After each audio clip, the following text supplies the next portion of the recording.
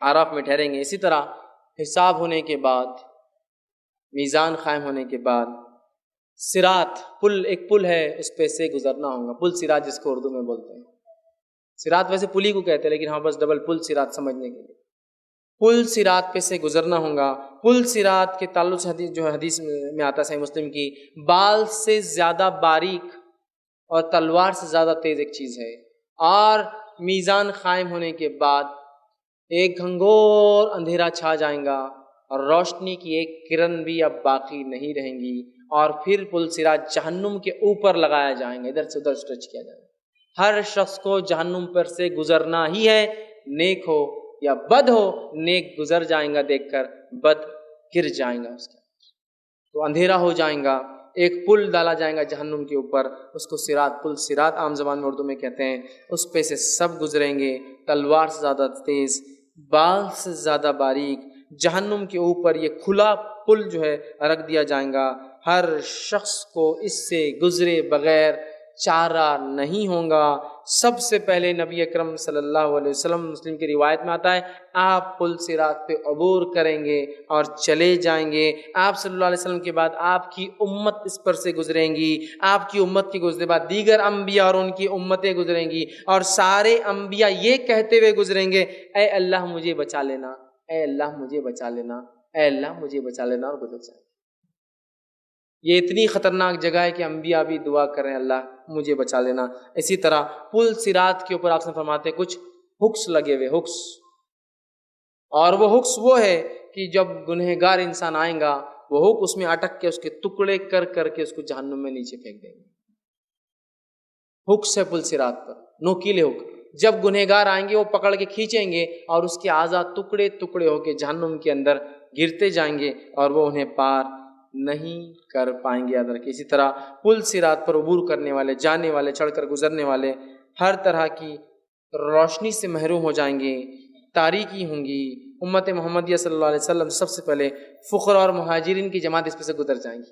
हौज़ कौसर पर भी सबसे अव्वल, सिरात पे भी सबसे अव्वल, और जन्नत में भी सबसे अव्वल जाएंगे फ़ुक़रा और मसाकीन। और एक रिवायत में गरीब लोग मालदार लोगों से 500 साल आखिरत के पहले जाएंगे जन्नत में।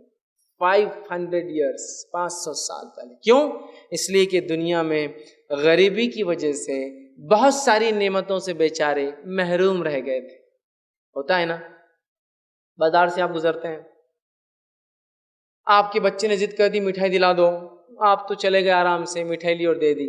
लेकिन ये गरीब सिर्फ देखता है और सोचता है और बच्चे को मना कर ले जाता है कि अपन बाद में कभी इंशाल्लाह कोशिश करेंगे और लेंगे। वो नहीं ले सकता है। तो चूंकि वो बहुत सारी दुनिया की नेमतों से महरूम रहा, 500 years बिफोर अल्लाह उनको अंदर डाल देंगे। 500 साल पहले जाओ, इसलिए कि दुनिया में बहुत सारी नेमतों से तुम महरूम हो गए थे पैसा नहीं होने की वजह से।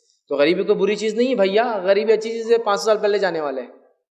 और मालदारों के ताल्लुक से कहा, मालदार के लिए तो जन्नत में जाना बहुत मुश्किल होगा, इसलिए कि मालदारी बहुत अजीम नेमत है। एक एक रुपये का हिसाब होने वाला है, एक एक रुपये। गरीब से वो नेमत ही छीन गई तो हिसाब भी नहीं है उसके लिए। अमीर से एक एक रुपये का, और एक रिवायत में आता है कि अमीर के लिए बहुत मुश्किल होगा गुजरना जन्नत में, या जन्नत में जाना, चूँकि उसकी माल की वजह से बहुत उसने गलतियाँ की होंगी। कब किब्र, तकब्बुर, बढ़ावा, ऊंचाई और क्या क्या नहीं आता मालदारी की वजह से, है ना। यहाँ थोड़ी बढ़ सकता मैं, इतना बड़ा आदमी हूँ मैं। किब्र माल की वजह से है ना। गरीब आदमी कभी बोलता है कैसा नहीं, तो माल बहुत गुनाह लाता है इंसान के अंदर, लेकिन माल एक नेमत भी है। उसका सही इस्तेमाल इंसान को ऐसे दर्जे बुलंद करवा सकता है, इसी को इंतहा नहीं।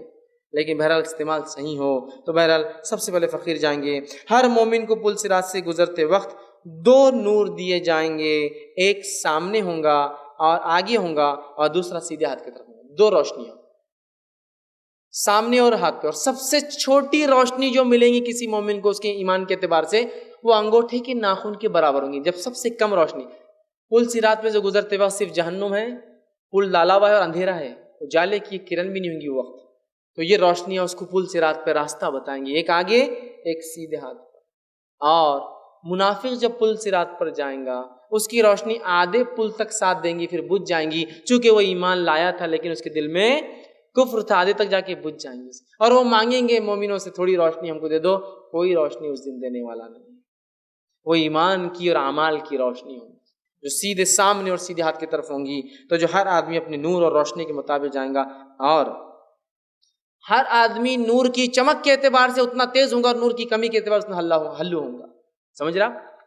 جتنا نور زیادہ تو مطلب اسپیڈ گزرنے کی بھی اتنی زیادہ ہوں گی، جتنا نور کم تو اسپیڈ ہلو ہوں گی، وہ تکلیف کو برداشت کرتے ہوئے گزریں گا. اور حدیث میں آتا ہے کچھ لوگ پل صراط پہ سے پلک جھپکنے کی رفتار سے گزریں گے، کچھ لوگ سوچ کی رفتار سے گزریں گے، کچھ بجلی کی رفتار میں بہت تیز گزر جائیں گے، کچھ لوگ دھیرے دھیرے گزریں گے، کچھ لوگ رینگتی ہوئی رفتار میں گزریں گے. ہر آدمی نور کے حساب سے اور جو کام کیے تھے اس کے اعتبار سے گزریں گا. اور جو ہے صراط جو ہے پھسلنے اور گرنے، اور پل صراط کی خصوصیت یہ ہے وہ پھسلنے اور گرنے کی جگہ سیدھا راستہ نہیں ہے، وہ سلپری وے ہے، پھسلنے والا راستہ ہے. حدیث میں آتا ہے بعض مومن جو بجلی کی رفتار سے پل صراط پہ سے گزر جائیں گے، بعض مومن پلک جھپکنے کی رفتار سے گزر جائیں گے. ٹھیک ہے، اسی طرح جو ہے بعض جو ہے ہوا کی تیز رفتار سے گزریں گے، بعض پرندے کی تیز رفتار سے گزریں گے، بعض گھوڑے کی تیز رفتار سے گزریں گے، بعض اونٹوں کی چال کی رفتار سے گزریں گے، بعض جو ہے خیر و عافیت کے ساتھ جیسے تیسے ہی صحیح بہرحال باہر نکل جائیں گے، بعض جو ہے گرتے پڑتے ٹھوکریں کھاتے ہوئے زخمی ہوتے ہوئے نکل جائیں گے، اور بعض جو ہے وہ حکس میں اٹک کے جہنم کے اندر گر جائیں گے. ہر کوئی اپنی روشنی کے حساب سے رفتار اور تکلیف اس کے حساب سے. یہ صحیح مسلم کی روایت تھی. اسی طرح